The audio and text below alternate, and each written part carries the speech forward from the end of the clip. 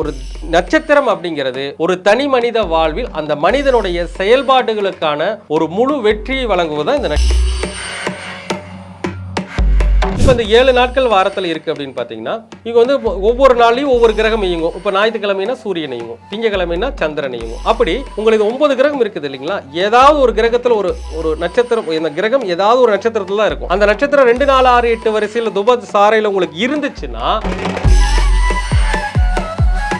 இப்போ ராகு ஒரு வீட்டில் இருக்கும் இல்லைங்களா? 12 ராசியில் ஏதாவது ஒரு இடத்துல ராகு இருப்பார், ஒரு இடத்துல கேது இருப்பார். இப்போ ராகு ஏதாவது ஒரு வீட்டில் தான் இருக்கும், கேது ஏதாவது ஒரு வீட்டில் தான் இருக்கும் இல்லைங்களா? அப்போ ராகு இருந்த வீட்டு அதிபதியோ அல்லது கேது இருந்த வீட்டு அதிபதி கெட்டு போய் ராகு ஒரு நட்சத்திரத்தில் இருக்கும், கேது ஒரு நட்சத்திரத்தில் இருக்கும். இந்த 2 நட்சத்திராதிபதிகளும் கெட்டு போயிட்டாங்க அப்படின்னா சாதாரணமாக ஒரு கோயிலுக்கு போயிட்டு இருப்பாங்க. உதாரணமாக ரெகுலராக திருச்செந்தூர் போறவங்களா இருப்பாங்க. ஆனால் திருச்செந்தூர் போனால் நல்லா இருக்கும். திடீர்னு பழனி போவாங்க, பழனி போனால் உங்களுக்கு நல்லா இருக்காது. ஆனால் 2 பக்கம் இருக்கிறது முருகன் தான். ஆனால் என்ன காரணம் ஆய்வு பண்ணும்போது பார்த்தீங்கன்னா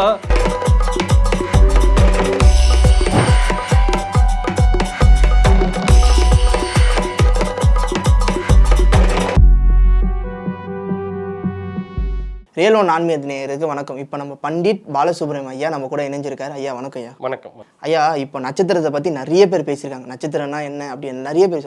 இந்த நட்சத்திரம் மனுஷனோட வாழ்க்கையில எப்படி செயல்படுது? கண்டிப்பாங்க. அதாவதுங்க, இப்போ நட்சத்திரம் என்பது இப்போ நம்ம பிரபஞ்சத்தில் 5 தத்துவம், அதாவது நெருப்பு, நீர், நிலம், ஆகாயம், காற்று, இந்த 5 தத்துவங்கள். அதே மாதிரி வந்து பார்த்தீங்கன்னா பஞ்சாங்கத்தில் 5 அங்கங்கள் இருக்கு சரிங்களா? பஞ்சாங்கத்தில் என்னென்ன இருக்குன்னு பார்த்தீங்கன்னா வாரம், திதி, நட்சத்திரம், யோகம், கரணம் என்ற 5 விஷயங்கள் வந்து இருக்கு. இப்போ இதில் இந்த நட்சத்திரங்கிறது 3வது வரிசையில் இடம்பெறுதுங்க. அதாவது ஃபர்ஸ்ட் வாரங்க, 2வது திதி, 3வது நட்சத்திரம்.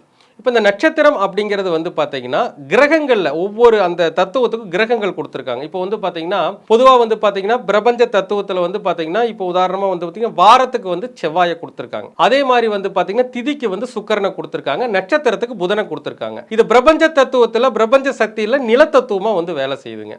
இப்போ நல்லா யோசிச்சு பாருங்க, ஒரு மனுஷ வாழ்க்கையில நிலம் அப்படிங்கிறது எவ்வளவு ஒரு முக்கியமான விஷயம், பூமி மாதா அப்படிங்கிறது எவ்வளவு பெரிய ஒரு முக்கியமான விஷயம். நம்ம தாங்கிட்டு இருக்கிறதே யாருங்க? பூமி மாதா தான். அந்த மாதிரி தான் நட்சத்திரம் என்பது வந்து பாத்தீங்கன்னா அந்த கிரகங்கள்ல புதனா இயங்குது. இப்ப புதன் இல்லாம எதுவுமே கிடையாது இல்லைங்களா? எந்த ஒரு விஷயத்தை வேணாலும் நமக்கு புத்திங்கிற புதன் வேணும். புதன் இல்லாமல் எதுவும் செய்ய முடியாது. அந்த மாதிரிங்க இந்த நட்சத்திரம் அப்படிங்கிறது ஜோதிட சாஸ்திரத்தில் வந்து பார்த்தீங்கன்னா எப்படி இயங்குது பார்த்தீங்கன்னா, ஒரு செயல் செய்கிறோம்னு வச்சுக்கோங்களேன், அந்த செயல் வெற்றி பெறணும்னா அதுக்கு நட்சத்திரம் கண்டிப்பாக உதவி பண்ணும். அப்போ நட்சத்திரத்தை வச்சு தான் ஒரு கிரகம் திசை, ஒரு ஜாதகத்தில் ஒரு திசை நடக்குதுன்னா கூட பார்த்தீங்கன்னா எந்த நட்சத்திரத்தில் இருந்து திசை நடத்துங்கிறத நமக்கு வந்து அதன் அடிப்படையில் தான் பலன் கிடைக்கும்.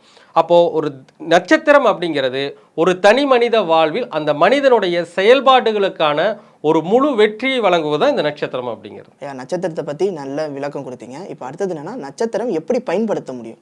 கண்டிப்பாங்க. இப்போ இந்த நட்சத்திரம் இருக்குது பார்த்தீங்களா? இப்போ நீங்கள் பிறந்த நட்சத்திரம்னு கண்டிப்பாக ஒரு நட்சத்திரம் இருக்கும். இப்போ பொதுவாக நட்சத்திரத்தை பயன்படுத்துறதுங்கிறது ஒரு விதம், திசாபுத்தியில் பயன்படுத்துறது இன்னொரு விதம். முதல்ல பொதுவாக பயன்படுத்தக்கூடிய விதத்தை பார்த்தீங்கன்னா, இப்போ எல்லாருக்குமே வந்து பார்த்தீங்கன்னா அவங்க பிறந்த நட்சத்திரத்துக்கு 2வது நட்சத்திரம், 3வது நட்சத்திரம், இப்படி வரிசையில் பார்த்தீங்கன்னா நீங்கள் பிறந்த நட்சத்திரத்துக்கு 27 நட்சத்திரங்களும் வாழ்க்கையில் ஒரு சப்போர்ட்டிங் உங்களுக்கு கொடுக்கும், கண்டிப்பாக கொடுக்கும். இப்போ உதாரணமாக வந்து பார்த்தீங்கன்னா உங்களுக்கு 2வது நட்சத்திரம் அப்படிங்கிறது வந்து பார்த்தீங்கன்னா சம்பத்து தாரை நட்சத்திரம்னு சொல்லுவாங்க.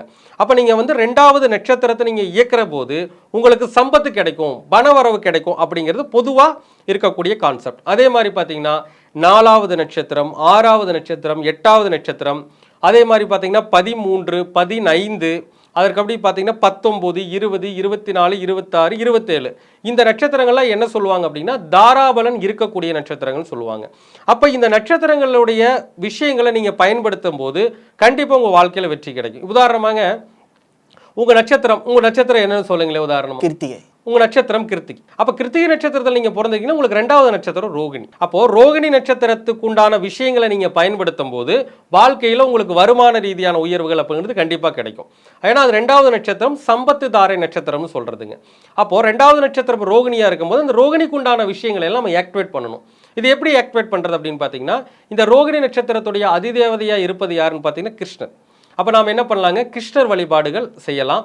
அதே மாதிரி வந்து பார்த்தீங்கன்னா இந்த ரோகிணி நட்சத்திரம் அப்படிங்கிறது நாவல் பழத்தை சொல்லக்கூடிய ஒரு நட்சத்திரம். அப்போ நாவல் பழ உணவுகள் எடுத்துக்கலாங்க. ரோகிணி நட்சத்திரம் பால், தயிர் அந்த மாதிரி உணவுகளை அதிகமாக நம்ம சேர்த்துக்கலாம். இந்த மாதிரி விஷயங்களை செய்யலாம். அடுத்து வந்து பார்த்தீங்கன்னா இந்த ரோகிணி நட்சத்திரத்துக்கு உண்டான மரம் என்னன்னு பார்த்தீங்கன்னா நாவல் மரம். அப்போ நாவல் மரத்தை வளர்த்திட்டு வரலாம். இப்படி எல்லாம் செஞ்சாலும் உங்களுக்கு மிகப்பெரிய யோகம் கண்டிப்பாக கிடைக்கும். இப்படி நாம என்ன பண்ணணும் அப்படின்னு பார்த்தீங்கன்னா நம்ம ஜாதகத்தில் இந்த இப்போ சொன்ன இல்லைங்களா தாராபலன் வரிசையில் இந்த 2, 4 இந்த மாதிரி சுப தாராபலன் வரிசையில் இருக்கின்ற நட்சத்திரம் எதுன்னு பார்த்து நம்ம ஆக்டிவேட் பண்ணணும். ஆனால் இதுக்கு வந்து நம்ம பொதுவாக இந்த விஷயத்த சொல்லிட முடியாது. அதுக்கு நாம் வந்து எந்த நட்சத்திரம் உங்களுக்கு 2வது நட்சத்திரம் உங்களுக்கு யோகத்தை செய்யணும் அது முழுசாக செஞ்சிடாதுங்க. அதுக்கு ஜாதகத்தில் சில நுட்பமான விஷயங்களை பார்க்கணும். அதை நான் பின்னால் உங்களுக்கு கண்டிப்பாக சொல்கிறேன் உங்களுக்கு. ஐயா இப்போ நீங்கள் சொன்ன விளக்கம் வந்து எனக்கு புரிஞ்சுது. ஆனால் எனக்கு இதில் இன்னொரு டவுட் என்னன்னா, இப்போ என்னோட நட்சத்திரம் இருந்து 2வது நட்சத்திரத்தை பார்க்க சொல்கிறீங்க, ஜாதகத்தை பார்க்கணும் சொல்கிறீங்க. இது எப்படி எனக்கு புரியலையா? இது அதாவதுங்க இப்போது நம்ம சொன்ன இல்லைங்களா இப்போது 2, 4, 6, 8 இந்த மாதிரி சுப தாராபலன் வரிசையில் உங்களுக்கு வந்து அந்த நட்சத்திரங்களுக்கு உண்டான தெய்வங்கள், அதிதேவதைகள், உணவுகள் இதையெல்லாம் நம்ம வந்து பயன்படுத்துகின்ற பொழுது வாழ்க்கையில் வெற்றி கிடைக்கும் அப்படிங்கிறத பொதுவாக சொன்னோம். ஆனால் ஏன் வந்து நம்ம இதை உள்ளார்த்தமாக ஆய்வு பண்ணணும் அப்படின்னு பார்த்தீங்கன்னா இப்போ பொதுவாக 2வது நட்சத்திரம் இருக்குது, நம்ம 2வது நட்சத்திரத்தை ஈக்கிற முடியாதுங்க.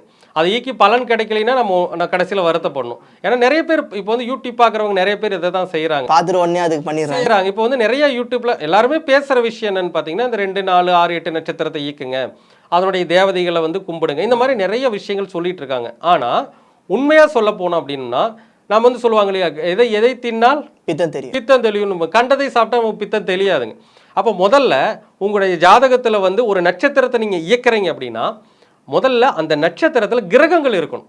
இப்போது உங்களுக்கே தெரியும் ஜோதிட சாஸ்திரத்தை பொறுத்த வரைக்கும் 9 கிரகங்கள் 27 நட்சத்திரங்கள் தான். இதை தாண்டி ஒன்றும் உங்களுக்கு கிடையாது. 12 ராசி கட்டங்கள், 9 கிரகங்கள், 27 நட்சத்திரங்கள் தான். அப்போ உங்களுக்கு அந்த 27 நட்சத்திரத்தில் தாராபலன் சொன்னோம் இல்லைங்களா, அந்த 2, 4, 6, 8 இந்த வரிசை சொன்னேன் இல்லைங்களா, இந்த வரிசையில் நீங்கள் உங்கள் ஜாதகத்தை எடுத்து பார்க்கணுங்க. ஜாதகத்தை எடுத்து போட்டுட்டுங்க நம்ம ஃபஸ்ட்டு என்ன பண்ணுவோம், 9 கிரகம் தான் மாறி நீ ஒன்று வேற கிரகம் வரப்போகிறது கிடையாதுங்க. 9 கிரகமும் முதல்ல உங்கள் ராசி கட்டத்தில் எங்கே இருக்குன்னு பார்க்கணும். எங்கே இருக்குன்னு பார்த்துருக்கு இந்த 9 கிரகங்களும் என்ன நட்சத்திரத்தில் அமர்ந்திருக்குன்னு பார்க்கணும். இப்போ நான் சொன்னேன் இல்லைங்களா அந்த 9 கிரகங்கள் ஏதாவது ஒரு நட்சத்திரத்தில் இருக்கும். இப்போ நம்ம இந்த சுபத்தாரைன்னு சொன்னோம் இல்லைங்களா 2, 4, 6 இந்த வரிசையில் இந்த 9 கிரகங்களில் எந்த கிரகம் அந்த 2, 4, 6, 8 சுப வரிசையில் இருக்குன்னு பார்க்கணும். அப்படி இருக்குன்னு பார்த்துட்டு எந்த கிரகம் இருக்குதோ அந்த கிரகத்துடைய சூழ்நிலைகள் நமக்கு மிகப்பெரிய சப்போர்ட் கொடுக்கும். அப்போ அந்த எந்த கிரகம் அந்த சுபதாராபல நட்சத்திரத்தில் இருக்குதோ அந்த நட்சத்திரத்தை இயக்கணும். இப்போ உங்களுக்கு 2வது நட்சத்திரம் ரோகிணின்னு சொன்னோம். அப்போ ரோகிணியில் கிரகம் இல்லைன்னு வச்சுக்கோங்களேன். அடுத்து நம்ம அடுத்த வரிசையை பார்க்கணும். 4வது நட்சத்திரத்தில் கிரகம் இருக்கான்னு பார்க்கணும், 6வதுல இருக்கான்னு பார்க்கணும், 8ல் இருக்கான்னு பார்க்கணும், அல்லது 11, 13, 15 இந்த 19, 20, 24, 26, 27 இந்த நட்சத்திரத்தில் கிரகம் இருக்கான்னு பார்க்கணும். அப்படி நீங்க பார்த்து கிரகம் இருக்கிற நட்சத்திரத்தை ஆக்டிவேட் பண்ணீங்கன்னா தான் உங்களுக்கு விடை கிடைக்கும். இப்போ ஒன்றும் இல்லைங்க, இப்போ நம்ம வாழ்க்கையில வாரத்தில் 7 நாட்கள் தான், இதில் ஒன்றும் மாற்ற முடியாது இல்லைங்களா, 7 நாட்கள் தான் வாரத்தில். இப்போ இந்த 7 நாட்கள் வாரத்தில் இருக்குது அப்படின்னு பார்த்தீங்கன்னா இங்கே வந்து ஒவ்வொரு நாளையும் ஒவ்வொரு கிரகம் இயங்கும். இப்போ ஞாயிற்றுக்கிழமைனா சூரியன் இயங்கும், திங்கக்கிழமைனா சந்திரன் இயங்கும். அப்படி உங்களுக்கு 9 கிரகம் இருக்குது இல்லைங்களா, ஏதாவது ஒரு கிரகத்தில் ஒரு நட்சத்திரம், இந்த கிரகம் ஏதாவது ஒரு நட்சத்திரத்தில் தான் இருக்கும். அந்த நட்சத்திரம் 2, 4, 6, 8 வரிசையில் துப சாரையில் உங்களுக்கு இருந்துச்சுன்னா அதை இயக்கும் பொழுது அந்த நாள் வரும்போது வேலை செய்யுமா? ஆமாம். இப்போ உங்களுக்கு செவ்வாய் ஒரு 2வது நட்சத்திரத்தில் இருக்குன்னா செவ்வாய்க்கிழமை நாள் அது வேலை செய்யும். அதே மாதிரி ஒரு நாள் எடுத்துக்கிட்டிங்கன்னா ஒரு நாளில் எல்லா ஓரைகளும் வரும். அப்போ அந்த ஓரையில் வேலை செய்யும் இல்லைங்களா. அப்போ கிரகங்கள் இல்லாத நட்சத்திரத்தை ஈக்கி எந்த பிரயோஜனம் கிடையாது. நாம என்ன சொல்லுவாங்க, கண்டதை தின்னாலும் பித்தம் தெரியாது. எதை சாப்பிடணுமோ அதை சாப்பிட்டா தான் விடை கிடைக்கும். அப்போ இந்த மாதிரி ஒரு சில விஷயங்களை வந்து ஆக்டிவேட் பண்ணணும். இதற்கு மேலே ஒரு சுச்சம் இருக்கு. ஐயா இப்போ நீங்கள் சொன்னது வந்து 7 நாள் அந்த கிரகங்களை ஆக்டிவேட் பண்ண சொன்னீங்க. இப்போ வந்து ராகு கேதுன்னு 2 இருக்கு. கண்டிப்பாக சப்போஸ் அதில் நட்சத்திரங்கள் எதனா அமர்ந்திருந்தா அதை எப்படி நாங்கள் ஆக்டிவேட் பண்ணுறது? கண்டிப்பாங்க. இப்போ நீங்க கேட்ட கேள்வி நல்ல கேள்வி. இப்போ ராகு கேதுகளை எப்படி ஆக்டிவேட் பண்றேன்னு கேட்குறீங்க. அதுக்கும் ஈஸியாக இருக்குங்க சார் விடை. இப்போ இந்த நாட்களில் ராகு காலம்னு ஒன்று இருக்குது, அது ராகு பகவானுக்கு உண்டானது. யமகண்ட நேரம்னு ஒன்று இருக்குது, அது யாருக்கு உண்டானது, கேதுவுக்கு உண்டானது. அப்போ கண்டிப்பாக ஒரு நாளைக்கு ராகு காலம் யமகண்டம் வரும் இல்லைங்களா. சரிங்க, ஆனால் அதை ஆக்டிவேட் பண்ணால் அது தோஷம், ராகு கேது தோஷம் அப்படியெல்லாம் கிடையாதுங்க. அதாவது நம்முடைய அதாவது பொதுவாக சொல்கிற விஷயங்கள் வேறங்க. இப்போ இந்த ராகு காலத்தில் கேது காலத்தில் வந்து நல்ல காரியங்கள் பண்ண வேண்டாம், அதுக்கான உணவுகள் எடுத்துக்கலாம் இல்லைங்களா. இப்போ ஒன்றும் வேண்டாங்க. இப்போ ஒரு ஜாதகத்தில் ராகு பகவான், இப்போ உங்கள் நட்சத்திரமே கிருத்திகைன்னு வச்சுக்கோங்களேன். இந்த கிருத்திகை நட்சத்திரத்துக்கு 6வது நட்சத்திரமாக பூசம் வரும். உங்கள் ஜாதகத்தில் ராகு பகவான் பூசத்தில் இருக்காருன்னு வச்சுக்கோங்களேன். அப்போ கண்டிப்பாக பூச நட்சத்திரம் 6வது நட்சத்திரம் தான். அதை கண்டிப்பாக ஆக்டிவேட் பண்ணும்போது 6வது நட்சத்திரம் தெய்வ அனுகூலத்தை கொடுக்கும். தெய்வ அனுகூலத்தை கொடுக்குற நட்சத்திரம் 6வது நட்சத்திரம். அப்போ நீங்கள் அந்த நட்சத்திரத்தை இயக்கும் போது தெய்வத்துடைய அருள் கடாட்சத்திரம் மூலமாக நீங்கள் வாழ்க்கையில் முன்னேற்றத்துக்கு வருவீங்க. அப்போ அந்த 6வது நட்சத்திரம் பூசம் அப்படின்னு பார்த்தீங்கன்னா விளாம்பலம். அரச மரம், இந்த அரச மரத்துக்கு தண்ணி ஊற்றுறது, விளாம்பழம் சாப்பிட்றதெல்லாம் பூசத்துக்கு உண்டான ஆக்டிவேஷன். அப்போ நீங்கள் அதை செய்யும் போது கண்டிப்பாக வாழ்க்கையில் உங்களுக்கு தெய்வ அனுகூலத்தால் மிகப்பெரிய வெற்றி கிடைக்கும். அப்போது நீங்கள் அது கேட்பீங்க, அது எப்படி இயங்கும் அப்படின்னு கேட்குறீங்க. அப்போது நீங்கள் ஒன்றும் வேண்டியது இல்லைங்க, ஒரு விளாம்பழமே சாப்பிட்றீங்க, ஒரு அரச மரத்துக்கே தண்ணி ஊற்றுறீங்கன்னு வச்சுக்கோங்களேன். ராகு காலத்தில் விளாம்பழம் சாப்பிடுங்க, ராகு காலத்தில் அரச மரத்துக்கு தண்ணி ஊற்றுங்க. அப்படி செய்யும்போது என்ன ஆகும் அப்படின்னா 100% வந்து உங்களுக்கு அந்த 6வது நட்சத்திரத்துக்கு உண்டான பலன் நிச்சயமாக கிடைக்கும். ஐயா இப்போ ராகு அந்த தோஷம் சொல்கிறாங்களா, அந்த தோஷத்தை வந்து போக்குறது வந்து இந்த நட்சத்திரம் வச்சு போக்க முடியுமா? இல்லை, அப்படி கிடையாதுங்க. அதாவது ராகு கேதுக்கள் அப்படிங்கிறது வந்து பார்த்தீங்கன்னா எப்பவுமே வந்து உங்களுக்கே தெரியும் அது எப்படி சுற்றுது, ஆன்டி கிளாக்காக சுற்றக்கூடிய கிரகங்கள். அதாவது வந்துங்க இப்போ ராகு கேதுக்கள் அப்படிங்கிறது ஆன்டி கிளாக்காக சுற்றுதுன்னா முதல்ல ஒரு இடத்துல உட்காருதுன்னா அதனுடைய உயிர்காரகத்துவத்தையும் பொருள்காரகத்துவத்தையும் முதல்ல வந்து என்ன பண்ணுங்க, டேமேஜ் பண்ணும். டேமேஜ் பண்ணதுக்கப்புறம் நல்லது பண்ணும். ஒரு சில பேருக்கு பார்த்தீங்கன்னா ஃபுல்லாகவே டேமேஜ் பண்ணிக்கிட்டே இருக்கும். ஒரு சில பேருக்கு வந்து முதல்ல டேமேஜ் கொடுத்துட்டு அடுத்து வெற்றி கொடுத்துரும். இப்போ ஒன்று வேண்டாங்க, ஒரு ஜாதகத்தில் ராகு ஒரு 5ஆம் இடத்துல இருக்குதுன்னு வச்சுக்கோங்களேன். இப்போ உதாரணமாக ஒரு லக்னம் எடுத்துக்கலாம். உதாரணமாக வந்து ஒரு ரிஷப லக்னம் எடுத்துக்குவோம். ரிஷப லக்னத்துக்கு 5ல் ராகு இருக்குன்னு வச்சுக்கோங்களேன்.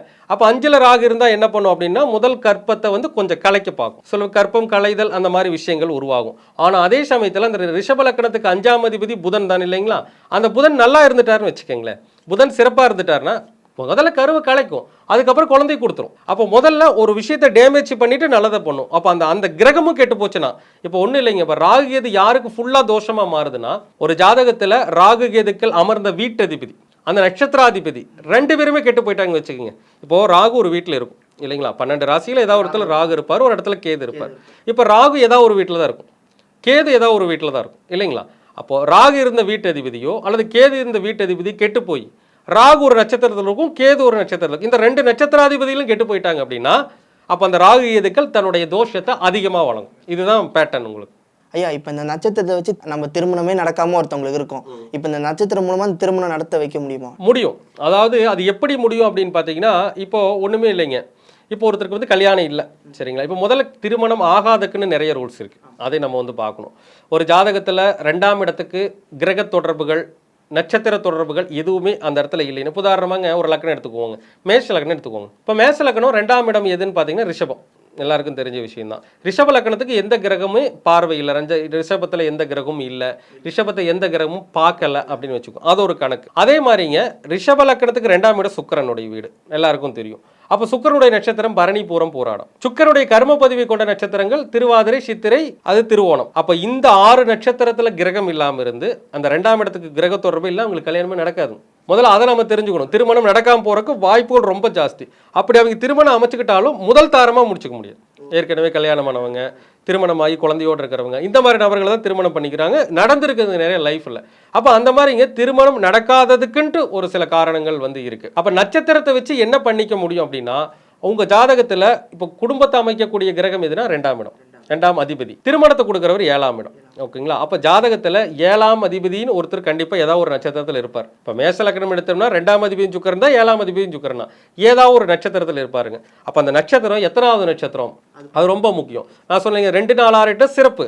ஒருவேளை 7ஆவது நட்சத்திரத்தில் வந்துச்சுன்னா இன்னும் திருமணத்தில் தடை ஏற்படும். அப்போ அந்த 7ஆவது நட்சத்திரம் என்னன்னு பார்த்து அதற்குண்டான தான தர்மங்களை செய்யணும். இப்போ உதாரணமாக ஒன்றும் வேண்டியது இல்லைங்க, ஒரு நட்சத்திரம் எடுத்துக்கலாங்க. உதாரணமாக ஒருத்தர் வந்து மூல நட்சத்திரம் எடுத்துக்கோங்க.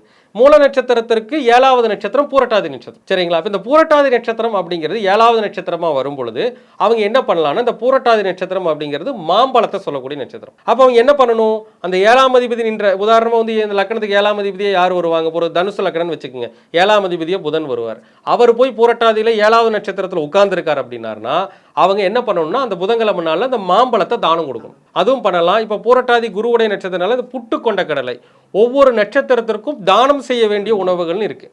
அதை தானம் பண்ணிட்டு வரும்போது ஆட்டோமேட்டிக்காக அந்த நட்சத்திரத்தில் இருக்கக்கூடிய தோஷங்கள் விலகிடும். கண்டிப்பாக சரி பண்ண முடியும். எப்படிப்பட்ட பிரச்சனையாக இருந்தாலும் அந்த எப்படி இருந்தாலும் கிரகம் ஏதாவது ஒரு நட்சத்திரத்தில் இருக்கும். அந்த நட்சத்திரம் நல்லதாக இருந்தால் நம்ம ஆக்டிவேட் பண்ணிக்கலாம், இல்லைன்னா தான தர்மம் கொடுத்துரும், அவ்வளோதான். ஐயா இப்போ நீங்கள் தான தர்மம் சொன்னீங்க இல்லையா, இப்போ தான தர்மம் வந்து கோயிலுக்கு போயிட்டு நம்ம சாமியிட படைச்சு எடுத்து கொடுக்குறதா இல்லை வீட்டில் செஞ்சு நம்ம போய்? அப்படியெல்லாம் கிடையாதுங்க. அதாவதுங்க என்னமோ சொல்லுவாங்க இல்லையா, ஏழைக்கேற்ற எல்லோர் ரெண்டை தான், அந்த மாதிரி தான் உங்களுக்கு. அதாவது நான் நிறைய பேர் கேட்பாங்க தான தர்மம் செய்யறதுனா ஐயோ நிறைய செய்யணுமா அப்படின்னு. அப்படியெல்லாம் கிடையாதுங்க. இப்போ நீங்கள் இந்த தான தர்மம் செய்யுங்க, ஒரு போகிறீங்க ரோட்டோரத்தில் ஒரு ஏழை இருக்காரு, ஒரு பஸ் ஸ்டாண்டில் வந்து இருப்பாங்க இல்லையா, ஏழை எளியவங்கள் ஒன்றுமே இல்லாதவங்க உட்காந்துருப்பாங்க, அந்த மாதிரி ஆளுங்களுக்கு சாப்பாடு வாங்கி கொடுக்கலாம். இல்லை கோவிலுக்கு போகிறீங்க, கோவிலுக்கு வெளியே உட்காந்துருப்பாங்க, அவங்களுக்கு வாங்கி கொடுக்கலாம். அனாதை இல்லங்களுக்கு வசதி இருந்தால் அனாதை இல்லங்களுக்கு கொடுக்கலாம். அதாவது நம்மளால எவ்வளோ முடியுமோ அவ்வளோதான். இப்போ ஒன்றும் வேண்டியது இல்லைங்க. ஒரு நான் பரிகாரம் சொல்கிறேங்க, உங்களுக்கு வந்து அவிட்ட நட்சத்திரங்கிறது ஆப்பிள் பழத்தை சொல்லக்கூடிய நட்சத்திரம். உங்களுக்கு அவிட்ட நட்சத்திரம் மோசமாக இருக்குன்னு வச்சுக்கோங்களேன், நீங்கள் ஆப்பிள் பழத்தை தானம் கொடுங்க, ஒரு 2 கிலோ 3 கிலோ வாங்கி தானம் கொடுன்னு சொல்கிறோம். எல்லாராலையும் இது முடியாது, ஏன்னா அதை விட வசதி கம்மியானவங்க இருப்பாங்க. 2 ஆப்பிள் வாங்கி கொடுங்க. ஸோ நம்மளால முடிஞ்ச அளவுக்கு தான் பரிகாரம். அதாவது கடவுளுக்கே தெரியும் நாம் என்ன பரிகாரத்தை செய்கிறோம், நம்ம வசதிக்கு தகுந்த மாதிரி தான் செய்ய போகிறோம். ஆனால் நீங்கள் சிறுக சிறுக செஞ்சாலும் நாளைக்கு அந்த 2 ஆப்பிள் வாங்கி கொடுக்குறது நாளைக்கு 2 கிலோ வாங்கி கொடுக்குற அளவுக்கு கடவுள் உயர்த்துவார்.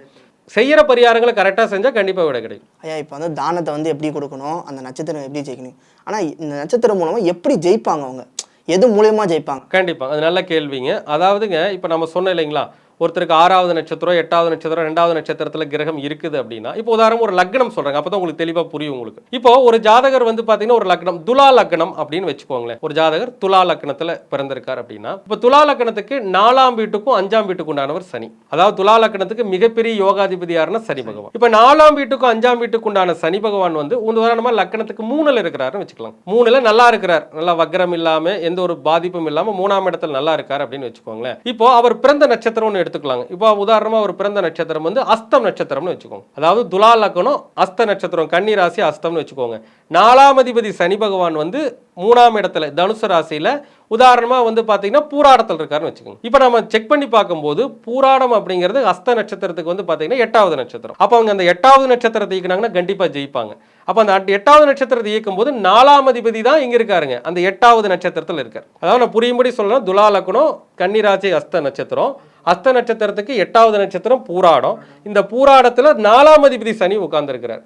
அப்போ வாழ்க்கையில நீங்க ஒண்ணுமே வேண்டியது இல்லைங்க, அவர் வாழ்க்கையில மிகப்பெரிய உயரத்துக்கு வரணும் அப்படின்னா அந்த 4ஆம் இடம்னா என்னன்னா வண்டி வாகனம். அப்போ 4ஆம் இடம்னா வண்டி வாகனம். ஒரு 4 வீலர் வாங்க ஆசைப்படுறாரு அப்படின்னு வச்சுக்கோங்களேன், அவர் அந்த 8வது நட்சத்திரம் ஈக்கிட்டே இருந்தால் 4 வீலர் வாங்கிடுவார். அப்போ அந்த 8வது நட்சத்திரம் என்னதுங்க, பூராடம். அப்போ பூராடத்துக்கு உண்டான விஷயங்கள் அப்படின்னு எடுத்துக்கிட்டீங்கன்னா காளான் சாப்பிட்றதுங்க, வெள்ளரிக்காய் சாப்பிட்றது, வர்ண பகவானை கும்பிடுறது, திருவனைக்காவல் போய் சாமி வழிபாடு பண்ணுறது, இந்த மாதிரி வஞ்சி மரத்தை வளர்த்துறது, இந்த மாதிரி விஷயங்களை அவங்க அதிகமாக பண்ண அந்த 4ஆம் இடங்கிற வண்டி வாகனம் அப்படிங்கிறது தானாகவே அமைஞ்சிடும். 5ஆம் இடம் அப்படிங்கிறது வந்து பார்த்தீங்கன்னா நம்முடைய எண்ணங்கள் திட்டங்கள். ஒரு பிளான் போடுற ரொம்ப நாளாக பிளான் நடக்க வாங்கிது அப்படின்னா அவங்க அந்த பூராட நட்சத்திரத்துக்கு என்ன ஆகுங்க, பிளான் நடந்துடும். அது மட்டும் இல்லைங்க, அது அந்த பூராடத்தை அவங்க இயக்க 4ஆம் இடம் 5ஆம் இடம் சார்ந்த நல்ல விஷயங்கள் நடந்துக்கிட்டே இருக்கும். ஒரு இடம் 4ஆம் இடத்துல இடம் இருக்கு, வீடு இருக்கு, 5ஆம் இடத்துல குழந்தை பாக்கியம் கூட இருக்குது. குழந்தை பாக்கியம் இல்லாதவங்களுக்கு கூட இது சரி பண்ணி கொடுக்கும். அந்த அளவுக்கு மிகப்பெரிய சக்தி அந்த நட்சத்திரத்தை இயக்கிறது மூலமா கண்டிப்பா நமக்கு கிடைக்கும். ஐயா இப்போ வந்து என்னால் வந்து இந்த நட்சத்திரத்துக்கு இந்த கோயிலுக்கு போக முடியாது, ஆனால் 27 நட்சத்திரம் இந்த கோயிலுக்கு போகலாம், போனீங்கன்னா கொஞ்சம் சிறப்பு அப்படின்னா எந்த கோயில் இருக்கும்? இல்லை அப்படி, அதாவது 27 நட்சத்திரக்காரங்களுக்கும் ஒரே கோவில் அப்படின்னு கிடையாது இல்லைங்களா. ஒவ்வொரு நட்சத்திரத்திற்கும் தனித்துவமான கோவில்கள் இருக்கு. இப்போ வந்துங்க, இப்போ நம்ம சொன்னோம் இல்லைங்களா தாராபலன் வரிசை அப்படின்னு சொன்னோம் இல்லைங்களா, அந்த வரிசையில ஒவ்வொரு நட்சத்திர உதாரணமா வந்து பாத்தீங்கன்னா இப்போ வந்து நட்சத்திர கோவில்கள் அப்படின்னு எடுத்துக்கிட்டோம்னா நிறைய இருக்கு உங்களுக்கு. இப்போ உதாரணமா எடுத்துக்கிட்டோம்னா இப்போ ஒருத்தர் பூர நட்சத்திரத்தில் பிறந்திருக்காரு, உத்தரம் 2வது நட்சத்திரம். இந்த உத்தரத்துக்கு உண்டான தேவதை யார் அப்படின்னு பார்த்தா ஐயப்பன். அப்போ பூர நட்சத்திரக்காரங்க ஐயப்பனை நிறைய கும்பிட்டோம்னா ஜெயிக்கலாம் வாழ்க்கையில. ஆனா நான் ஏற்கனவே சொன்ன ரூல்ஸுங்க, உத்தரத்துல கிரகம் இருக்கும், கிரகம் இருந்து இயக்கினீங்கன்னா தான் உங்களுக்கு 100% ரிசல்ட். நான் சொன்னேன் இல்லைங்களா, இப்போ உத்தரத்தில் கிரகம் இருக்குது, உதாரணமாக வந்து பார்த்தீங்கன்னா பூர நட்சத்திரத்துக்கு 2வது நட்சத்திரத்தில் குருவே இருக்கிறாருன்னு வச்சுக்கோங்களேன். அப்போ உத்தரத்துக்கு உண்டான விஷயங்கள் அந்த ஐயப்பனை நீங்கள் கும்பிடும்போது குரு இயங்கும், வியாழக்கிழமை நாள் இயங்கும், ஒரு நாள் குரு ஓரை இயங்கும். அப்போ இயங்கும் போது 2வது நட்சத்திரத்துக்கான பலன் நமக்கு கிடைக்கும். இப்போ பூரத்துக்கு உத்தரம், 2வது ஐயப்பன். அதே மாதிரி ரேவதின்னு எடுத்துட்டீங்கன்னா 2வது நட்சத்திரம் அஸ்வினி, அதுக்காக எடுத்திங்கன்னா சரஸ்வதி தேவி. இப்படி ஒவ்வொரு நட்சத்திரத்தையும் நம்ம பார்த்துக்கிட்டே வரலாம். பரணி நட்சத்திரம் 20வது நட்சத்திரம் என்ன அப்படின்னு பார்த்தீங்கன்னா உத்திராடம், விநாயகரை கும்பிடலாம். ஆனால் இயக்கிறது மட்டும் விஷயம் கிடையாதுங்க, அந்த இயக்கிற அந்த நட்சத்திரத்தில் கிரகம் இருக்கணும். நான் சொல்கிற விஷயம் தான். ஏன்னா நிறைய பேர் பேசுகிறாங்க, ஆனால் வந்து பார்த்தீங்கன்னா எல்லாத்தையும் சொல்லி நம்ம மொத்தமாக பார்த்தீங்கன்னா ஒரு ஜாதகருக்கு ஆகார நட்சத்திரம் ஒரு 13-14 நட்சத்திரம் வரும், ஆகாத நட்சத்திரம் 13-14 நட்சத்திரம் வரும். இப்போ எல்லாத்தையுமே சாப்பிட்டு எதுக்கு விடை கிடைக்குது நமக்கு தெரியாது. அப்போ எதை இயக்கணுமோ அதை கரெக்டாக பார்த்து இயக்கணும், நிச்சயமாக வெற்றி உண்டு. ஐயா இப்போ எனக்கு ஒரு கேள்வி, ஒருத்தர் வந்து ஒரு கோயிலுக்கு போயிட்டே இருப்பார், அந்த கோயிலுக்கு போயிட்டா அந்த நட்சத்திரம்னு அவருக்கு தெரியாது, கோயிலுக்கு போயிட்டு ஆனால் திடீர்னு ஒரு வேலை கோயிலுக்கு போவார், ஒரு தொழில் சரிவோ இல்லை வாழ்க்கையில் பிரச்சனையோ இன்னொன்று ஏற்படும். இதுக்கு வந்து என்ன முடிவு பண்ணலாம், அவர் என்ன பண்ணலாம்? அதாவதுங்க இப்போ வந்து இது நல்ல கேள்விங்க. அதாவதுங்க இதை வந்து பார்த்தீங்கன்னா நிறைய பேர் ஏற்றுக்க மாட்டாங்க, ஆனால் உண்மை அதுதான். ஏன்னா அனுபவத்தில் பார்த்த விஷயத்த நாங்கள் சொல்கிறோம் உங்களுக்கு. இப்போ நிறைய பேர் வந்து பார்த்தீங்கன்னா ஒரு சில கோயிலுக்கு போவாங்க, நல்லா போயிட்டு இருக்கும், சரின்னு ஒரு கோயிலுக்கு போவாங்க, திடீர்னு அவங்க வந்து என்ன ஆவாங்க, பிரச்சனையை வந்து சந்திப்பாங்க. இது வந்து நிறைய பேருக்கு நடந்திருக்கு. இப்போ வந்து பார்த்தீங்கன்னா சாதாரணமாக ஒரு கோயிலுக்கு போயிட்டு இருப்பாங்க. உதாரணமாக ரெகுலராக திருச்செந்தூர் போகிறவங்களா இருப்பாங்க. ஆனால் திருச்செந்தூர் போனால் நல்லா இருக்கும். திடீர்னு பழனி போவாங்க. பழனி போனால் அவங்களுக்கு நல்லா இருக்காது. ஆனால் ரெண்டு பக்கம் இருக்கிறது முருகன் தான். ஆனால் என்ன காரணம் ஆய்வு பண்ணும்போது பார்த்தீங்கன்னா திருச்செந்தூர் மண் வந்து குருஸ்தலம், பழனி மலை வந்து பார்த்தீங்கன்னா செவ்வாய் ஸ்தலம். இப்போ நான் ஒரு லக்கணம் சொல்கிறேன் உங்களுக்கு. உதாரணமாக ஒரு லக்கணம், ஒருத்தர் மேச லக்கணத்திலேயே பிறந்திருக்காருன்னு வச்சுக்கோங்க. அவருக்கு 9ஆம் அதிபதி தான் குரு. உதாரணமாக 9ஆம் அதிபதி குரு வந்து லக்கணத்துக்கு 2ஆம் இடத்துலையோ 4ஆம் இடத்துலையும் நல்லா இருக்காருன்னு வச்சுக்கோங்க. அவர் திருச்செந்தூர் போக யோகம் இருந்திருக்கும். அவர் மேச லக்கணத்துக்கு லக்கணாதிபதி செவ்வாய் 8ல் இருப்பார் அல்லது விரயஸ்தானத்தில் இருப்பார். அப்போ அவர் திருச்செந்தூர் போகும்போது யோகமாக இருக்கும், பழனி போகும்போது மோசமாக இருக்கும். ஏன்னா அந்த கிரகத்துடைய கதிர்வீச்சுக்கள் தான். அந்த கடவுள் சுவாமி அப்படிங்கிறத விட அந்த இடத்துல இருக்கக்கூடிய எனர்ஜி பவர் அப்படின்னு சொல்லுவோம். நீ குரு நல்லா இருக்கிறவங்களாம் திருச்செந்தூர் போகும்போது வாழ்க்கையில் மேலே உயரத்துக்கு வருவாங்க. ஆனால் செவ்வாய் நல்லா இருக்கிறவங்க பழனி போனால் உயரத்துக்கு வருவாங்க. இப்போ நான் சொன்ன சிம்பிள் ரிசல்ட்டுங்க. அவருக்கு செவ்வாய் கெட்டு போயிருக்கும். என்னடா திருச்செந்தூர் போனப்போ நல்லா இருந்தேன், திடீர்னு பழனிக்கு போனதுக்கப்புறம் எனக்கு பலன் இல்லைமாங்க. இந்த இடத்துல தெய்வத்தை நம்ம குத்தம் சொல்லிங்க. அந்த இடத்துல இருக்கக்கூடிய எனர்ஜி பவர், இது சத்தியம். ஒரு ஜாதகம் 2 ஜாதகங்கள் நிறைய ஜாதகத்தை அனுபவத்தில் பார்த்துருக்கும். நிறைய கேள்விக்கு தெளிவான பதில். ஏன்னா நிறைய பேர் குழப்பிருக்காங்க யூடியூப்ல. ஆனால் நீங்கள் தெளிவான பதில், இதை ஆக்டிவேட் பண்ணோம், இதை சாப்பிடுங்க, சிம்பிளாக பரிகாரம் பண்ணி இந்த மக்களுக்கு எளிமையாக புரிய வச்சதுக்கு ரொம்ப நன்றிங்க. நன்றிங்க, வணக்கம், வாழ்க வளமுடன். நன்றி.